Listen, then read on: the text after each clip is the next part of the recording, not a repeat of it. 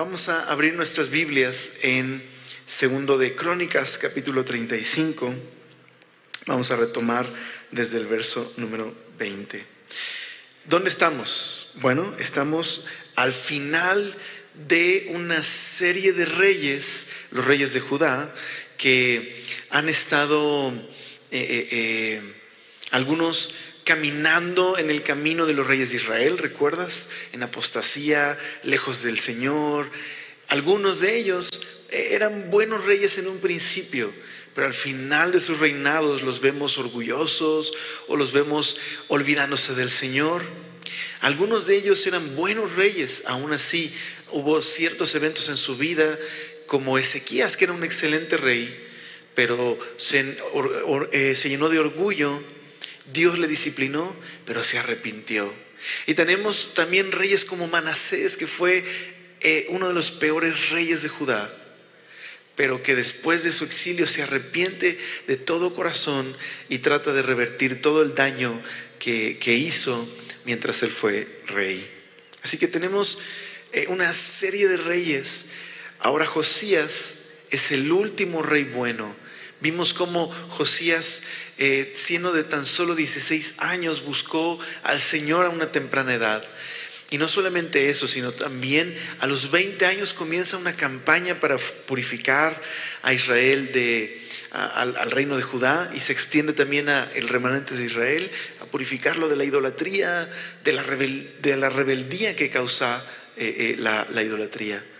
Y vemos también cómo a una edad más o menos de los 25 años, 26 años, se encuentra el libro de la ley y su corazón se enternece y se arrepiente delante de Dios cuando escucha la lectura del libro de la ley, y manda a consultar al Señor acerca de esto. Y el Señor le dice: no hay vuelta atrás. Dios ha decidido el exilio, ha decidido una disciplina sobre su pueblo tras años y años y años de rebeldía y de no escuchar a los profetas. Pero le dice a Josías que en su tiempo no le tocará ese juicio. Y vemos a un Josías conmovido que hace lo posible, después de haber escuchado esto, por hacer aún más reformas, y celebra una Pascua como no se celebraba desde los días de Samuel. Ese es Josías.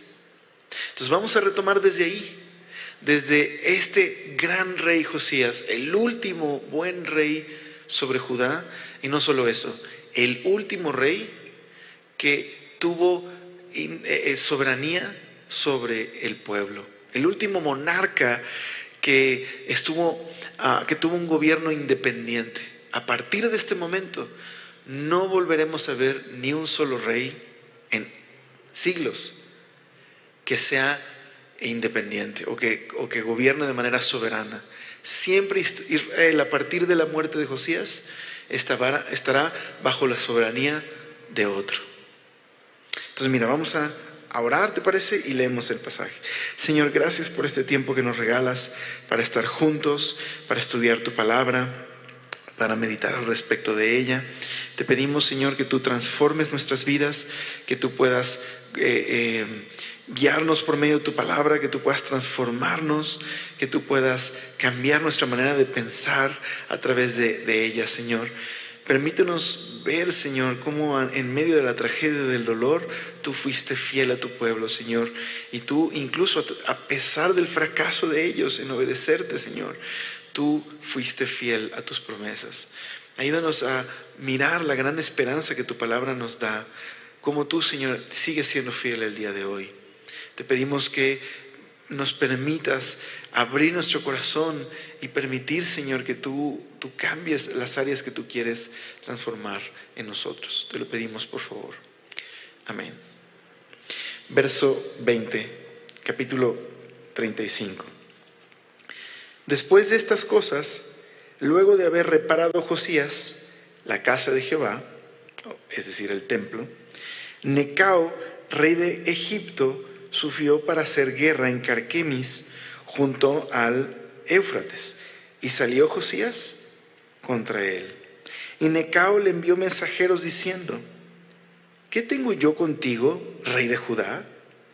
Yo no vengo contra ti hoy, sino contra la casa que me hace guerra, y Dios me ha dicho que me apresure, deja de oponerte a Dios, quien está conmigo, no sea que Él te destruya. La batalla de Carquemis es una de las batallas importantes en la historia. La puedes googlear si quieres llegando a casa. Babilonia, que había estado bajo el control de Asiria, el imperio en este momento de la historia, el imperio asirio estaba en decadencia. Ellos habían sido un gran imperio y habían gobernado toda la zona, tenían a Babilonia y era su vasallo. Pero está habiendo ahora una transición, un cambio de poder en la escena política. Están ocurriendo cosas a ese nivel muy importantes.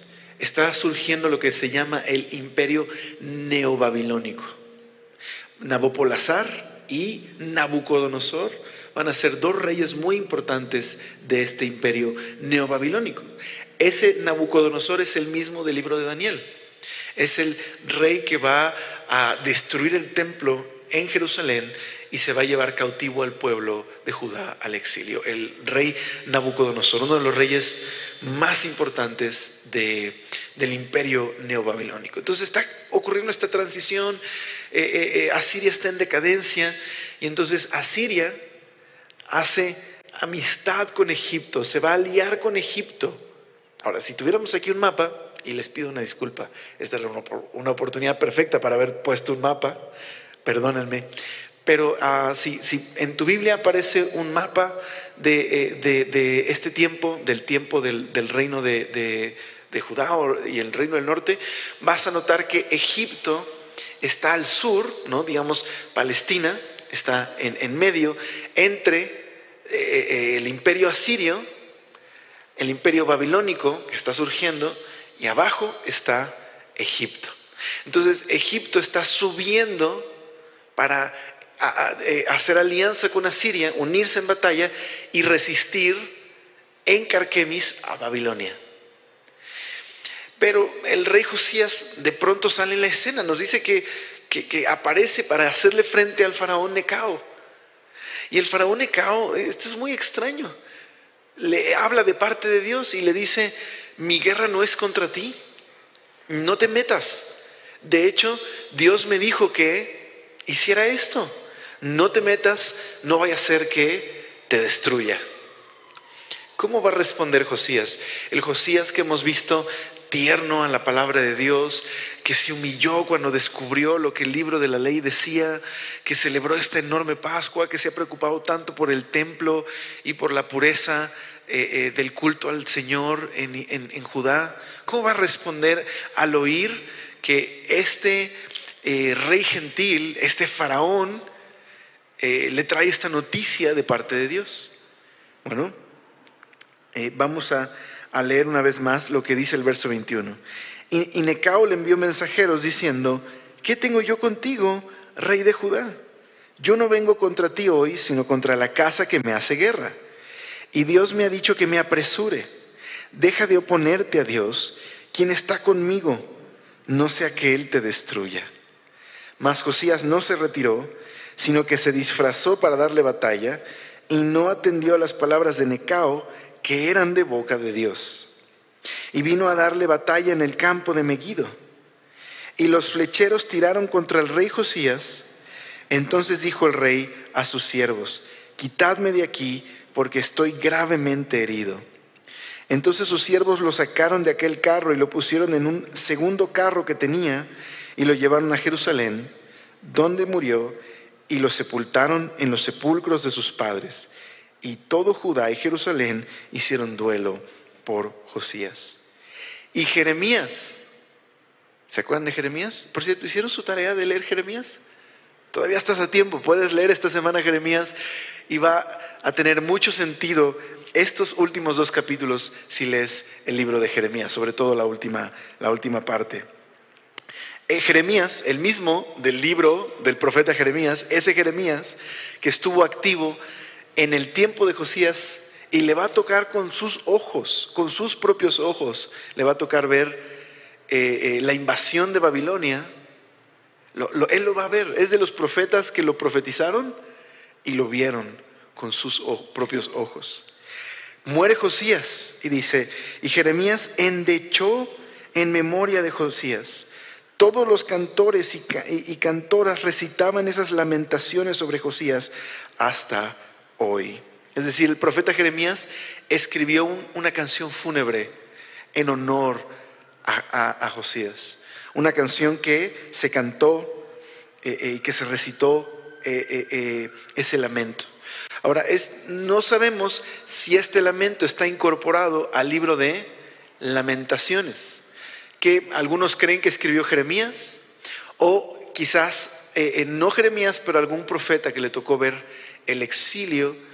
Y puede ser que este lamento de Jeremías esté incorporado en el libro de Lamentaciones. También te recomiendo leer ese libro. Es básicamente una canción fúnebre que está llena de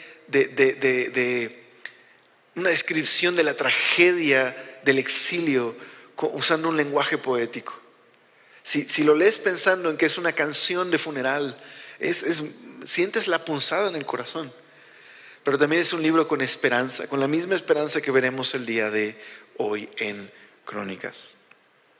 Así que dice ahí que tomaron la norma de endechar en Israel desde este momento, las cuales están escritas en el libro de Lamentos. Los demás hechos de Josías y sus obras piadosas, conforme a lo que está escrito en la ley de Jehová, y sus hechos primeros y postreros, he aquí están escritos en el libro de los reyes de Israel, y de Judá. Esta es la última vez que aparece una fórmula así respecto a un rey de Judá, que todos sus hechos están escritos en el libro de los reyes o en las memorias de los reyes, y que fue sepultado con sus padres. Es la última vez. Y coincide con el hecho de que este es el último rey en el que Israel era soberano en su territorio. Cuando muere Josías, Egipto se hace cargo de Israel y pone un rey, y nunca más en cientos de años, a excepción de un pequeño periodo que se le conoce como el periodo asmoneo, porque fue el pequeño periodo en el que hubo un reino independiente en Israel, un pequeñito periodo, pero a partir de ahora, Egipto, Babilonia, Persia, los griegos y los romanos estarán bajo el control de esta tierra. Y después de Roma, el pueblo es destruido, el templo una vez más, y llevado a la dispersión, y no recupera Israel su tierra hasta hace 30 años. No volvieron a tener un soberano en su tierra. Y podrías decir que hasta el día de hoy estamos en espera de un descendiente del linaje de David, que ya apareció y prometió volver. Pero me estoy adelantando. Pero simplemente quiero señalar esto, que es el último rey soberano sobre el territorio de Israel. Sí va a haber descendientes de Judá, de la línea de Judá, pero no van a ser soberanos en el territorio de Israel. Ok, ¿qué sucede aquí? Bueno, tenemos que el rey Josías, este rey piadoso, por alguna razón extraña, hace frente al rey de Egipto, a Faraón. Y el Faraón le dice algo muy extraño: Dios me dijo que me apresure, no te metas en esto, esta no es tu guerra. Yo no vengo a hacerte guerra a ti, vengo a hacerte guerra. Está hablando de Babilonia, viene a enfrentar a Babilonia. Entonces Josías se mete en un asunto de política que no le corresponde como rey de Judá. Se mete en este asunto de estos cambios políticos gigantescos de imperios que sucedían en ese tiempo. ¿Qué lo motivó a hacerlo? En realidad el texto no nos lo dice, pero es muy probable que Josías se sintiera presionado por Babilonia a enfrentar a Faraón. Porque si recuerdas, te mencionaba lo del mapa. Israel está en medio entre Babilonia, Asiria, y abajo Egipto. Egipto tendría que pasar por ese territorio para enfrentar, o cerca a ese territorio, para enfrentar a a Babilonia, ¿ok? Entonces en Carquemis se iban a enfrentar y esta es la razón por la que Josías le sale al frente. Es muy probable. ¿Recuerdas que cuando el rey Ezequías, también uno de los buenos reyes de Israel, al final de su reinado, cuando Babilonia todavía no era un imperio y habían sido librados de la invasión de Asiria, de la crisis del rey Sennacherib, el rey que lo mandó a insultar y que sin una sola lanza, sin un solo soldado, el Señor acabó con el ejército asirio. Cuando vienen los mensajeros de Babilonia a visitar a Ezequías, probablemente para hacer una alianza con él, probablemente porque querían saber cómo pudo vencer a Asiria, que era tan poderosa. Quizás ahí se trabó una amistad que ahora con Josías está saliendo a relucir. Quizás Josías era un vasallo en este momento o se sintió presionado por Babilonia. Pero aquí hay un detalle interesante. Siempre que en Crónicas aparece un rey de Judá que hace alianza con quien no tiene que hacer alianza, siempre termina mal, siempre. Cuando uno de los reyes de Judá hizo alianza con el ejército de Israel, hubo problemas. Cuando Josafat hizo alianza con el rey de Israel y emparentó con él, se introdujo más adelante la apostasía en Judá. Y ahora Josías ha dejado al reino acéfalo, ¿verdad? Sin cabeza. Este buen rey piadoso ha muerto. Y tras su muerte, una serie de reyes malvados van a tomar el control y simplemente va a perder el control completamente Judá. Entonces, quiero leerte lo que dice un comentarista bíblico acerca de por qué murió de esta forma Josías. Dice, la visión más tradicional es la correcta. Josías muere porque se niega a escuchar la palabra de Jehová que le llega a través de Necao. Como se señaló anteriormente, la historia de la vida de Josías sigue la historia de 2 etapas en Israel, especialmente la vida del rey Asa. Asa inicialmente confía en Jehová, escucha al profeta, pero luego confía en las alianzas internacionales y se niega a escuchar al profeta. Asimismo, Josías inicialmente recibe la ley y la profecía de Hulda, pero luego se niega a escuchar las palabras de Necao de la boca de las palabras de Dios en boca de Necao. Dice que la palabra del Señor salga de la boca de un rey extranjero encaja en el perfil de los últimos 2 capítulos, donde es un rey gentil, Ciro, el que Dios usa para llamar al pueblo a salir del exilio. Es muy interesante, como les decía, que a partir de este momento Dios empieza a hablar por boca de reyes extranjeros, por boca del rey de Egipto, por boca del rey de Babilonia y por boca del rey Ciro, el persa, a quien, por cierto, Isaías llama el ungido del Señor. Es sorprendente. Es como si Dios estuviera diciéndole a Israel, te quité el control. Llegaste al momento donde no hay punto de retorno, no puedes volver atrás. Voy a quitarte el control. Te voy a quitar el control, te voy a quitar la soberanía, te voy a quitar la tierra y te voy a quitar el templo. Y vas a ir a un territorio extranjero, a Babilonia. Y no es Babilonia quien te está conquistando realmente. Soy yo quien envió a Babilonia. Quiero que lo sepas. Es por mi mano que estoy hablando a través de Faraón. Es por mi mano que estoy usando Babilonia. Y es por mi mano que voy a usar a Ciro el persa.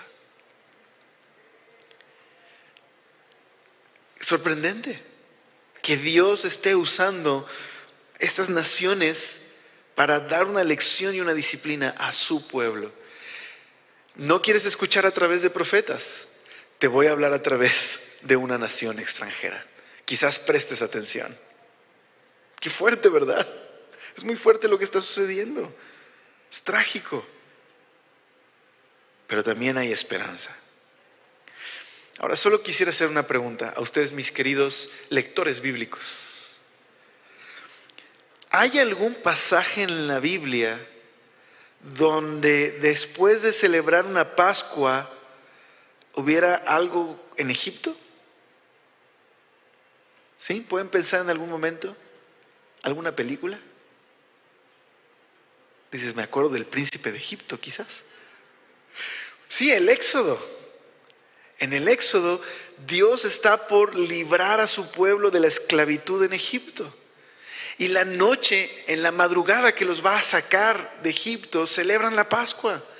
Y se instituye esa ceremonia, ese ritual para conmemorar la salida del pueblo de Egipto, de la esclavitud, y que han sido librados de la muerte. Ese es el Éxodo, el momento en el que Dios juzga a Egipto y sus dioses, rescata a Israel, su pueblo, y los libra de la muerte y la esclavitud. Ese es el Éxodo. Ahora, Josías celebra la Pascua. Es el último gran acto antes de lo que sucede aquí en el pasaje, con su encuentro con Necao. Celebra la Pascua, que conmemora precisamente la liberación de Egipto. Y qué curioso, de pronto se aparece un rey de Egipto. Y en lugar de que Josías y el pueblo sean librados, terminan siendo esclavos de Egipto. Es como un éxodo, pero al revés. ¿Te das cuenta de lo que está sucediendo? El pecado, la maldad y la constante injusticia del pueblo han hecho que se revierta el proceso. En lugar de ser libres en la tierra en la que Dios prometió que iban a vivir, ahora van a ser esclavos una vez más. Y van a perder la tierra y van a terminar en Babilonia. Es un anti-éxodo, si lo quieres ver así. Pero hay esperanza. No es el final. Hay esperanza. Pero tras la muerte de Josías, mira la decadencia que se nos describe en el verso 1 del capítulo 36. Pero antes de leerlo, solo quiero enfatizar esto. Hemos aprendido que cada vez que un profeta habla, o Dios habla a través de algún medio, una carta, o incluso la boca de un rey pagano como Faraón, cuando su pueblo no escucha su palabra y se resiste, o el rey o alguien no escucha su palabra, hay un patrón. Hay ruina, hay disciplina, hay tragedia. Creo que es algo que quiero señalar. Cuando Dios habla y se resisten a su palabra y la censuran, regularmente están trayendo su propia ruina o están provocando ruina, no solo para ellos, sino para los demás. Consideremos eso. Simplemente consideremos eso. Pero cada vez que se humilla un rey ante la palabra del Señor, ya sea por boca de un profeta, una carta o alguien, como vimos en el propio Josías, Dios trae restauración, trae gracia, trae libertad, trae perdón, trae su bendición. Consideremos eso. Ok, verso 1 del capítulo 36. El colapso de Judá. Ok, el colapso completo. Se va a venir abajo así, rapidísimo. Entonces el pueblo de la tierra tomó a Joacás, hijo de Josías, y lo hizo rey en lugar de su padre en Jerusalén. De 23 años era Joacás cuando comenzó a reinar, y 3 meses reinó en Jerusalén. Y el rey de Egipto lo quitó de Jerusalén y condenó la tierra a pagar 100 talentos de plata y 1 de oro. Y estableció el rey de Egipto a Eliaquim, hermano de Joacás, por rey sobre Judá y Jerusalén, y le mudó el nombre a Joacim. Y a Joacás su hermano tomó Necao y se lo llevó a Egipto. ¿Notas la tragedia? Ya no tienen el control de la tierra, lo perdieron completamente. Esto es, ¿cómo decía el video? Esto se va a descontrolar, ¿no? Literal, se va a descontrolar. Literal, el piso en el que están parados está moviéndose. Bueno, no quise ser insensible a lo que pasó hace unos días, pero me entendiste a lo que me refería, ¿ok? Me llegó el recuerdo y dije, ay, ¿entiendes lo que quise decir? Se va a colapsar todo en este momento en Judá. Y ahora quien tiene el control es Egipto. Y es Egipto el que decide quién está reinando y ahora pagan impuesto. Son vasallos de Egipto. Dice el verso número 5, cuando comenzó a reinar Joacim, era de 25 años y reinó 11 años en Jerusalén e hizo lo malo ante los ojos de Jehová su Dios. Y subió contra él Nabucodonosor, rey de Babilonia. Para este momento, en estos 11 años, la alianza entre Asiria y Egipto se quebranta, se rompe porque Babilonia los vence, Asiria desaparece como imperio y Egipto nunca más vuelve a ser el imperio que alguna vez fue, se quebró. A partir de ese momento no va a tener tanto poder como en etapas anteriores. Y Babilonia va a ser por un tiempo el gran poder en el escenario geopolítico. Entonces dice ahí, comenzó a reinar Joacim, era de 25 años, reinó 11 años en Jerusalén e hizo lo malo ante los ojos de Jehová su Dios. Y subió contra él Nabucodonosor, rey de Babilonia, y lo llevó a Babilonia atado con cadenas. Necao se lleva a Joacaz, a Egipto. Nabucodonosor se lleva a Joacim atado con cadenas. También llevó Nabucodonosor a Babilonia de los utensilios de la casa de Jehová y los puso en su templo en Babilonia. Los demás hechos de Joacim y las abominaciones que hizo y lo que en él se halló está escrito en el libro de los reyes de Israel y de Judá, y reinó en su lugar Joaquín su hijo. Ahora,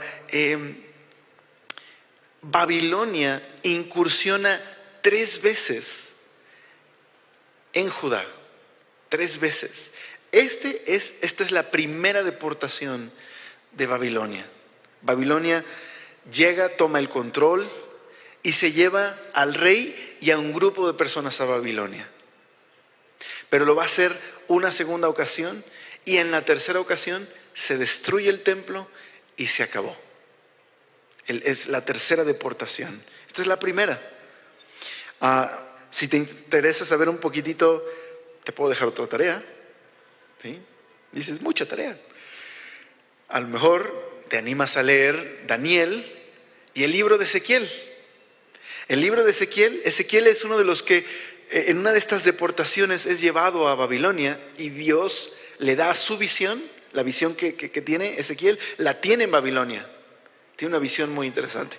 Y Daniel es de los príncipes, de la nobleza, dije de los príncipes, perdón, de la nobleza que es llevada cautiva a Babilonia. ¿Okay? Entonces el libro de Daniel es muy interesante también en ese contexto.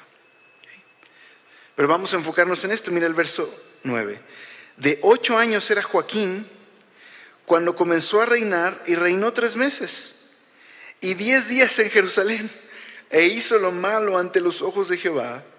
A la vuelta del año el rey Nabucodonosor envió y lo hizo llevar a Babilonia.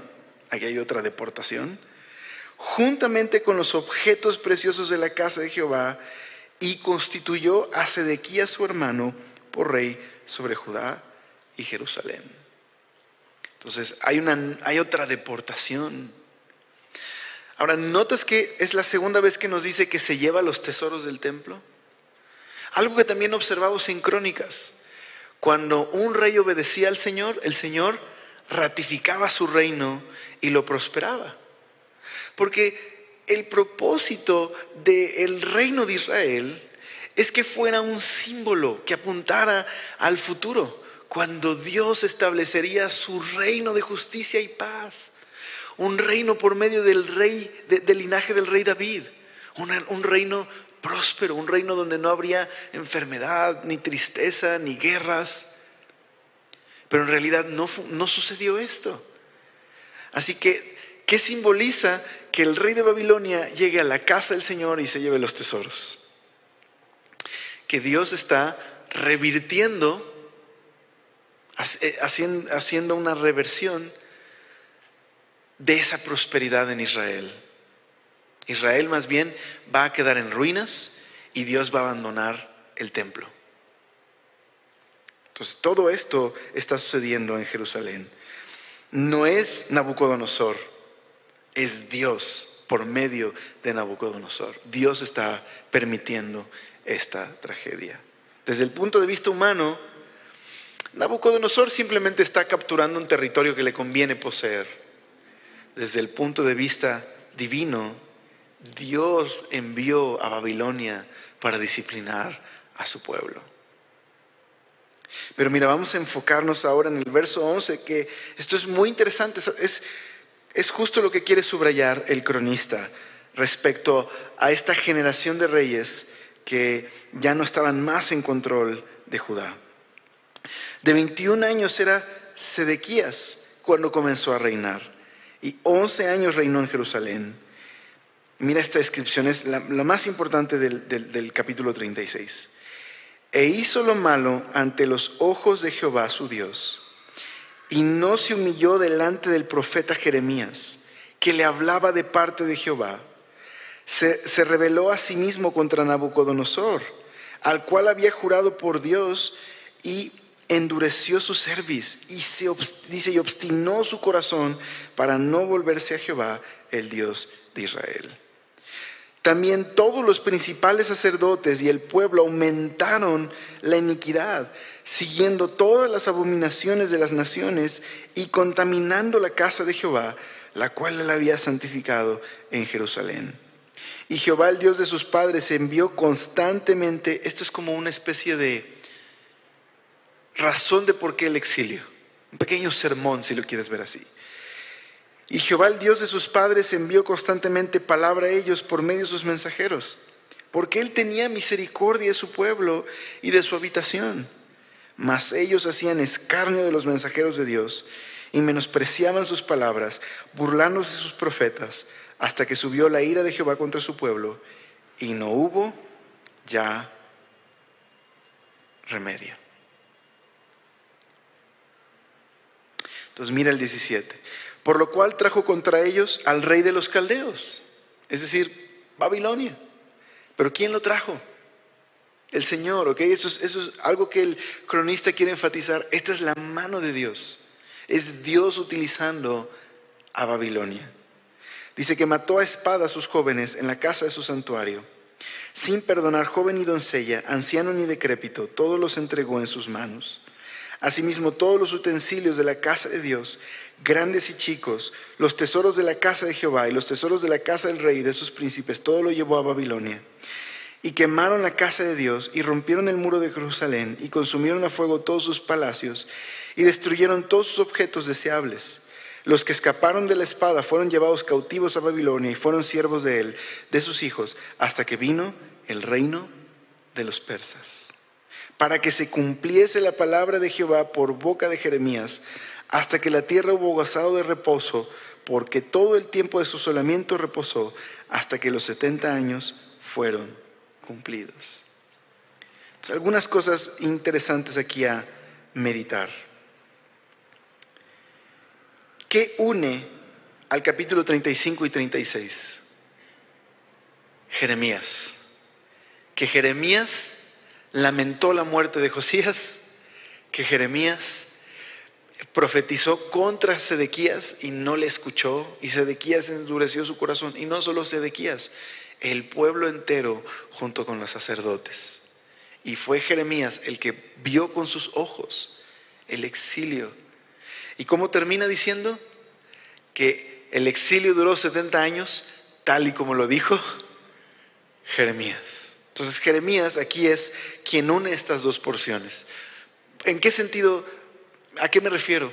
A que el profeta, la voz de Dios, lo que Dios dijo, Dios había advertido a esta nación durante 300 años.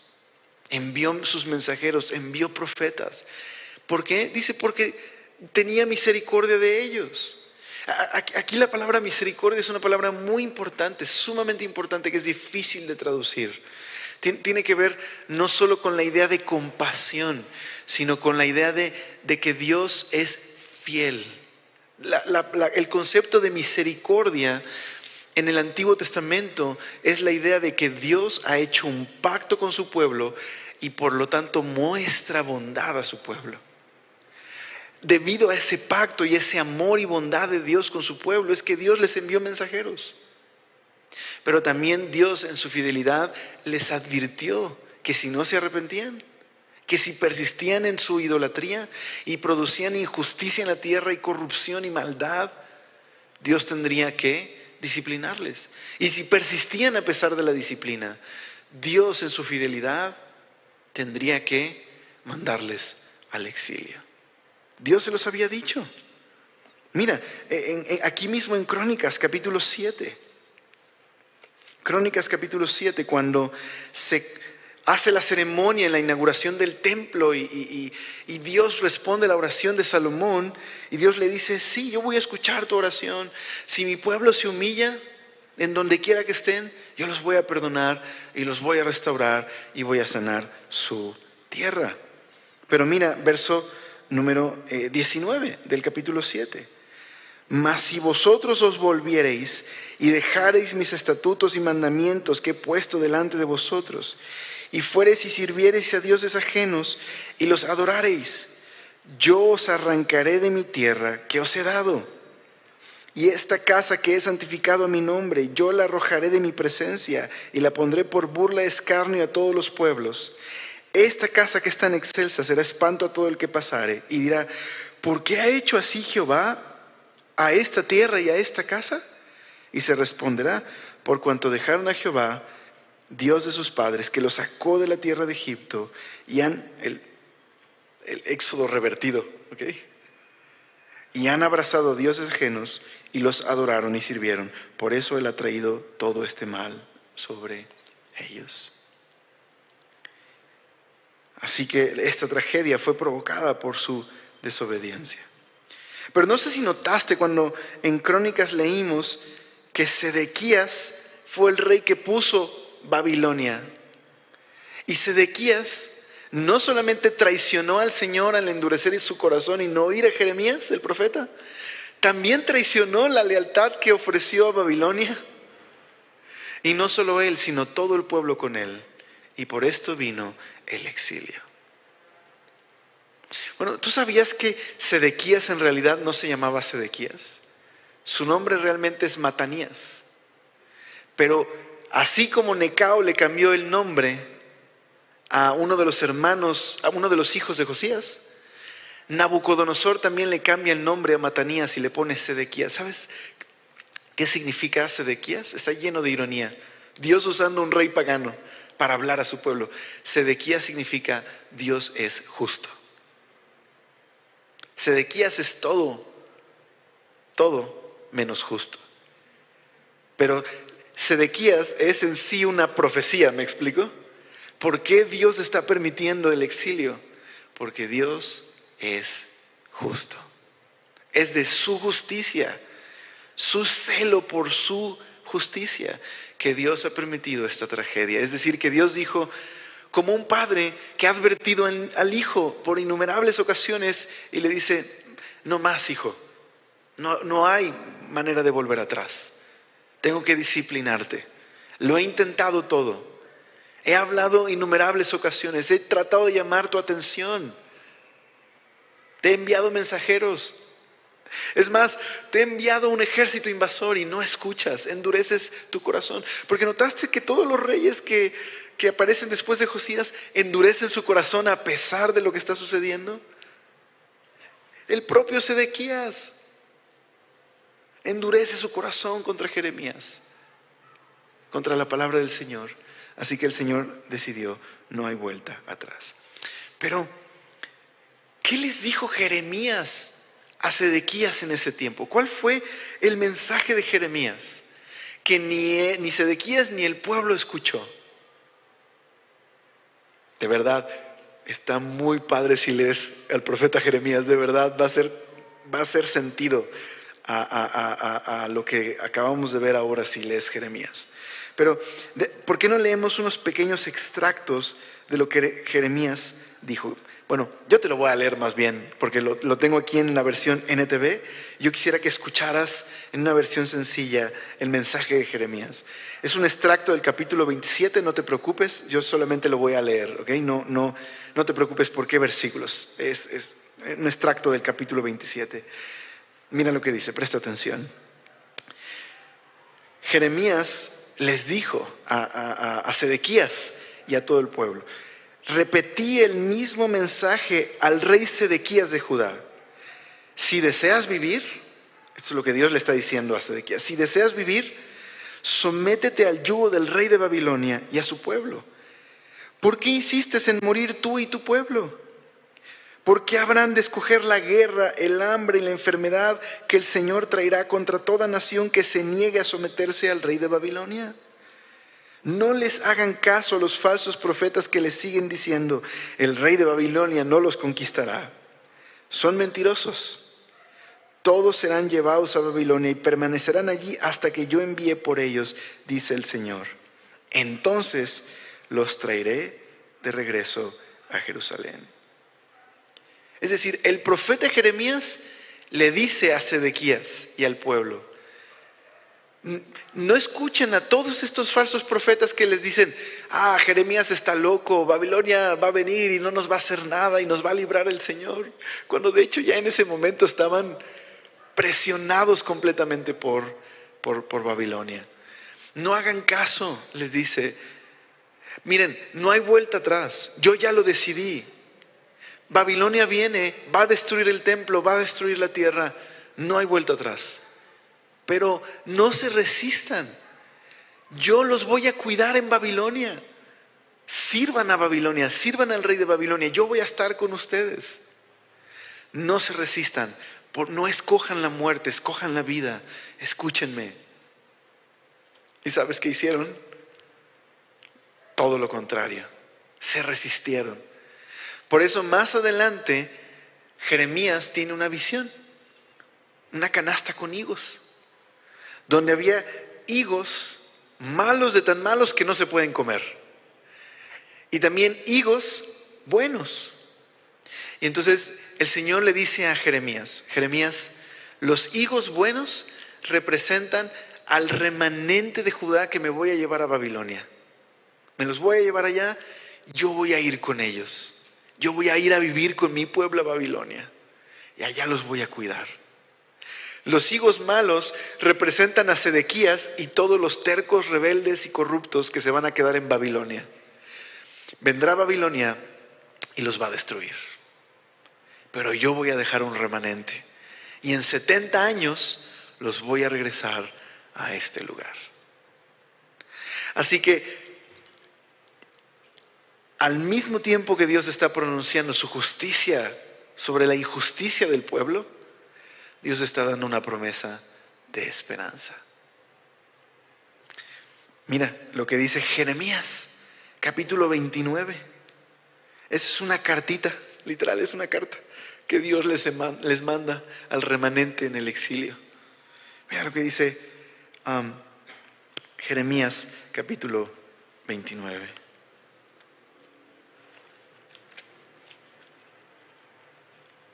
A ver si así se les antoja leer Jeremías.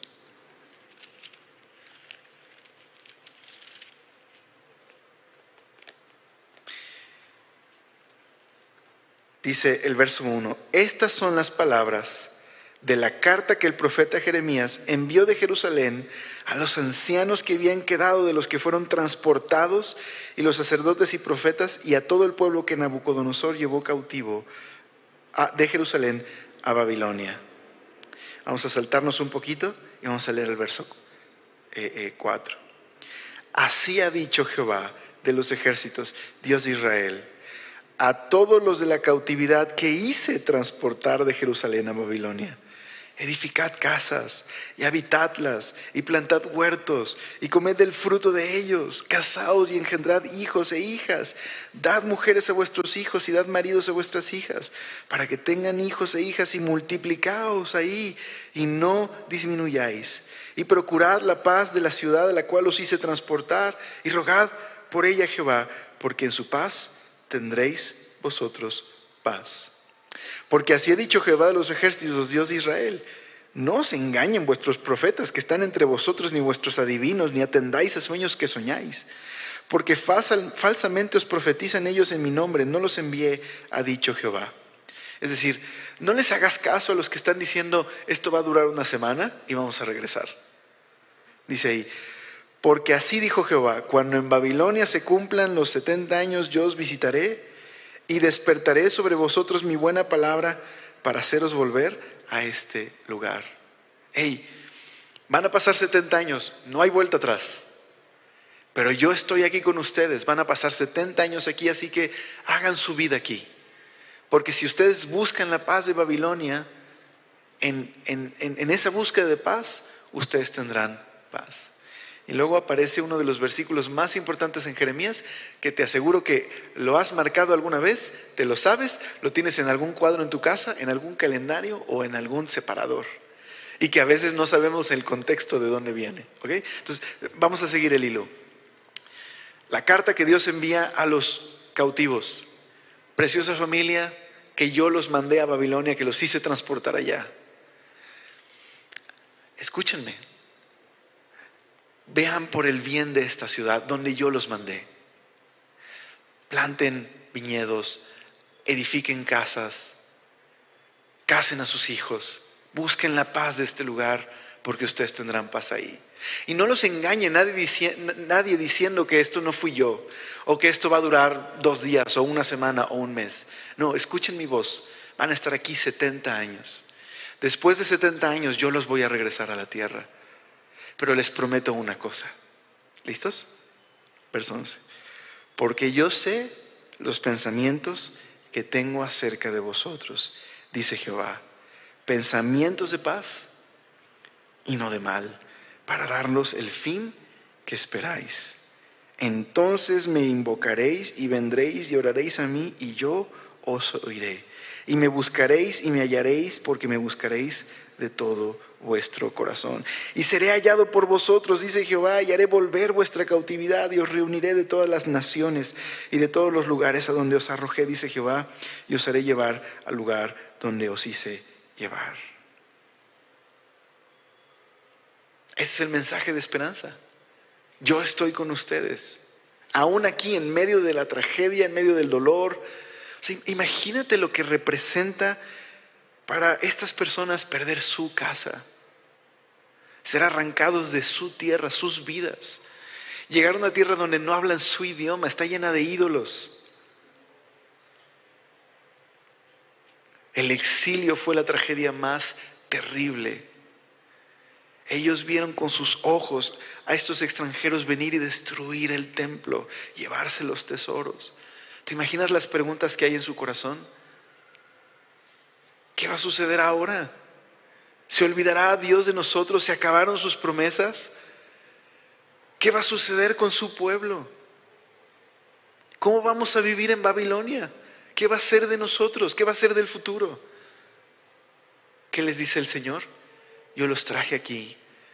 Sí, yo los discipliné, yo los traje aquí. Yo mismo los voy a regresar. Porque yo sé los pensamientos que tengo acerca de ustedes. Pensamientos de paz, para darles el futuro que esperan. Es lo que Jeremías les dijo. Entonces, volviendo a Crónicas, a lo mejor notaste esta cosa extraña que dice ahí en el verso número 20-21. Dice que los que escaparon a espada fueron llevados cautivos a Babilonia. Ya leímos en Jeremías qué pasó con ellos allá. Dice: y consumieron a fuego todos los palacios, se destruyeron todos sus objetos deseables, ¿verdad? Dice ahí. Pero entonces los que fueron llevados a Babilonia fueron siervos de Babilonia hasta que vinieron los persas. Dice: ¿para qué? Para que se cumpliera esta pequeña profecía, bueno, no pequeña, esta gran profecía de Jeremías, en la que dijo que iban a ser 70 años. ¿Por qué 70 años? ¿Por qué tenía que descansar la tierra? ¿Qué significa todo esto? Bueno, espero explicarlo de manera sencilla. en realidad esta tierra no es de Israel, es del Señor. El Señor les daba el privilegio y el honor de vivir en su tierra, pero era realmente la tierra del Señor. Entonces, en esa tierra tenían que cultivar y cosechar durante 6 años, disfrutar de la tierra, de la bendición de la tierra. Pero el séptimo, tenían que dejar la tierra descansar. Y no solamente tenían que dejar la tierra descansar, era un tiempo especial en el que el pueblo tenía que compartir con los pobres, librar a los que eran prisioneros. Era un tiempo especial, un año sabático, ¿okay? Dejar descansar la tierra. Eso aparece en Levítico 25. Pero cuando se cumplieran 7 años sabáticos, ¿okay?, tenían en el año número 50, tenían que celebrar el año del jubileo. Ese año entero era un año de gran liberación. Si tú habías perdido una propiedad, se la habías vendido a alguien porque habías empobrecido, ese año se te regresaba tu propiedad. Los que habían sido esclavos por alguna razón quedaban libres. Era un año especial, era el super año sabático, ¿ok? Era un año de liberación. Pero no habían dejado descansar la tierra. Y no solo no habían dejado descansar la tierra, habían oprimido a las personas durante cientos de años. Así que Dios se los lleva a Babilonia y dice: voy a dejar descansar la tierra por todos los años que no la dejaron descansar. Pero cuando regresen, ¿qué va a suceder? Chécate. Ahora chécate el final, es maravilloso. Chécate el final, verso 22. Mas el primer año de Ciro, rey de los persas, para que se cumpliese la palabra de Jehová por boca de Jeremías, Jehová despertó el espíritu de Ciro, rey de los persas, el cual hizo pregonar la palabra y también por escrito por todo su reino, diciendo: así dice Ciro, rey de los persas: Jehová, el Dios de los cielos, me ha dado todos los reinos de la tierra, y él me ha mandado que le edifique casa en Jerusalén, que está en Judá. Quien haya entre vosotros de todo su pueblo, sea Jehová su Dios con él y suba. ¿Sabes qué está proclamando Ciro? El año del jubileo. Eso es lo que está haciendo. Un rey pagano, por mano de Dios, por su soberanía, está diciendo: es el año del jubileo, regresen a su tierra. Ahora, no estoy diciendo que Ciro sea consciente de lo que está haciendo, pero el cronista, mira este detalle, tiene la boca abierta y dice: Dios usó a Ciro para que después de que descansara la tierra 70 años, se proclamara un super año del jubileo y el pueblo pudiera regresar de la esclavitud y del exilio para comenzar todo un proceso de restauración, para cumplir el papel que Dios les había llamado a cumplir en el mundo. Entonces, el mismo Dios que les disciplinó por mano de Necao, Egipto, el faraón, y por mano de Babilonia puso fin al templo, a la ciudad, y se los llevó cautivos a Babilonia, es el mismo Dios que usa a Ciro para proclamar este gran jubileo y que regresen a la tierra. Así que, ¿ha muerto la esperanza? No. Bueno, quiero decirte, o recordarte más bien, que el cronista escribe este libro 200 años después de que todo esto sucedió. El pueblo sí regresó de Babilonia cuando Ciro, el persa, mandó a que los diferentes reinos cautivos podían regresar a su tierra. Israel estaba entre uno de estos reinos cautivos. Regresaron a la tierra. Ya no eran soberanos, nunca más recuperarían su soberanía, estaban bajo los persas, pero regresaron como el pueblo de Dios para recuperar su identidad. Comenzó el proceso de reconstruir primero el altar, y luego el templo, y luego la renovación del pacto con Dios, y luego las murallas. Todo eso está en el libro de Esdras y Nehemías. Pero cuando llegas al final de Esdras y Nehemías, ¿sabes qué sucede? Nada de lo que esperaban. Ellos esperaban que el regreso del exilio fuera el momento en cuando Dios les daría un reino de mar a mar, sin límite, a un hijo de David, que reinaría para siempre en ese trono en Jerusalén, un reino de prosperidad y paz sin límite. No sucedió. Seguían en pecado. El último capítulo de Nehemías es una tragedia. Nehemías está llorando, está lloviendo y está haciendo un censo porque muchos de los judíos habían pecado contra el Señor y habían sido desleales al Señor.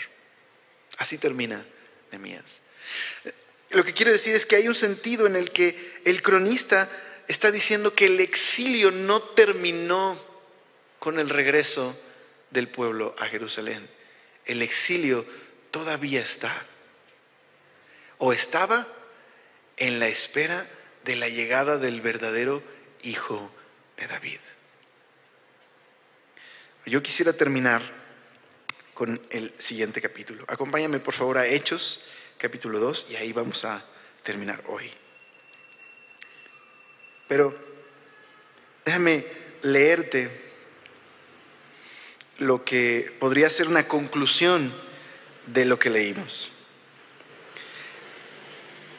Crónicas termina mostrándonos una cosa: Jehová es el Dios vivo, que es fiel hasta la muerte. Es el Dios viviente que se ha unido voluntariamente a su pueblo Israel. Y por lo tanto Israel no podría permanecer para siempre en el exilio. El rey de Judá es el hijo del Señor, y el trono de David es el trono del Señor. No lo dejaría en ruinas. La última palabra no es un lamento, sino una voz de alegría que hace eco de la esperanza que Dios le había dado a David, que un hijo suyo reinaría para siempre desde el trono de Jerusalén. Las palabras finales de Crónicas nos señalan que quedó inconclusa la promesa. Y por lo tanto, es un anticipo de que un día llegaría aquel de quien Dios prometió a David. Estoy leyendo un comentario de John Seilamer. Déjame seguir leyendo lo que él dice. Puede parecer que el exilio y la destrucción del templo pusieron fin a la promesa de Dios, pero no es así. El propósito del cronista es mostrar que Dios está obrando en la tragedia, está obrando a pesar del fracaso de su pueblo, está obrando en los corazones de gobernantes paganos, y si es necesario, despertará el espíritu de Ciro el persa para llevar a cabo su propósito. Dios está obrando en la historia. Lo que para algunos habría sido un titular interesante, es decir, en las noticias, el reino de Judá cayó. El rey Ciro ha proclamado el regreso del pueblo. Para el cronista demuestra que las misericordias de Dios nunca fallan, son nuevas cada mañana, porque grande es su fidelidad. Muchísimos años después, apareció un hombre que dijo: arrepiéntanse, porque el reino de Dios está aquí. Crean en la buena noticia de que el reino de Dios ha llegado. Su nombre es Jesús. Jesús caminó por la tierra de Israel haciendo la obra de Dios, llevando el poder del reino de Dios, presentándose como el verdadero Hijo de Dios.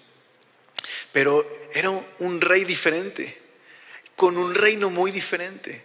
Estaba sanando a los enfermos, librando a los oprimidos, perdonando pecados, confrontando la verdadera maldad, el pecado que nos esclaviza.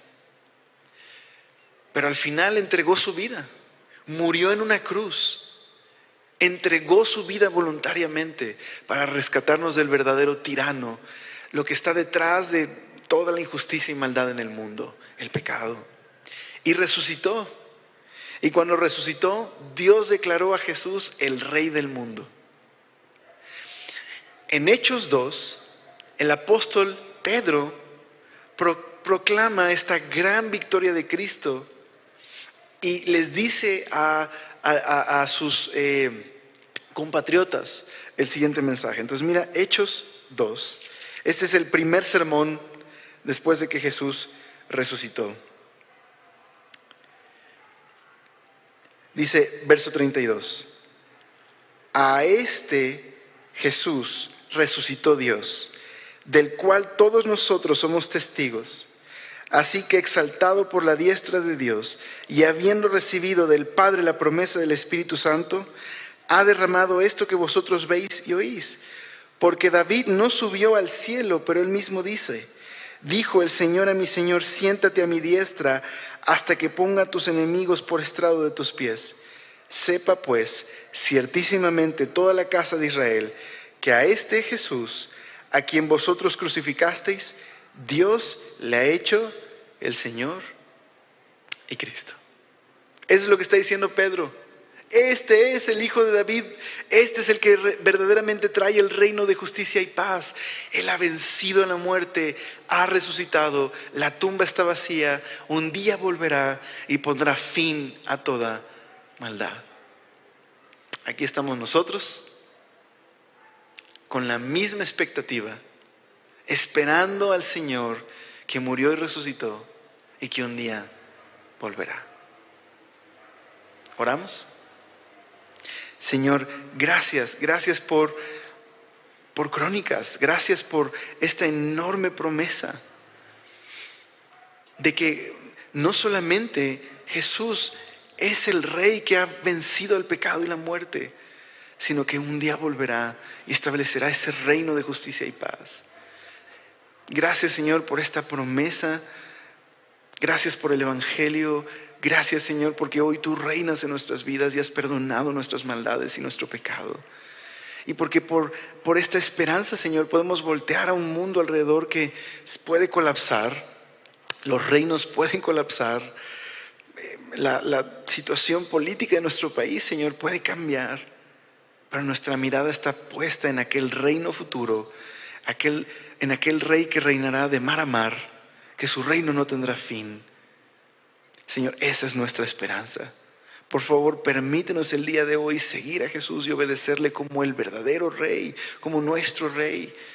Y que como tu familia, Señor, podamos reflejar tu reino. Que esta esperanza nos motive a vivir una vida de amor y obediencia a ti. Te lo rogamos, por favor, en el nombre de Jesús. Amén.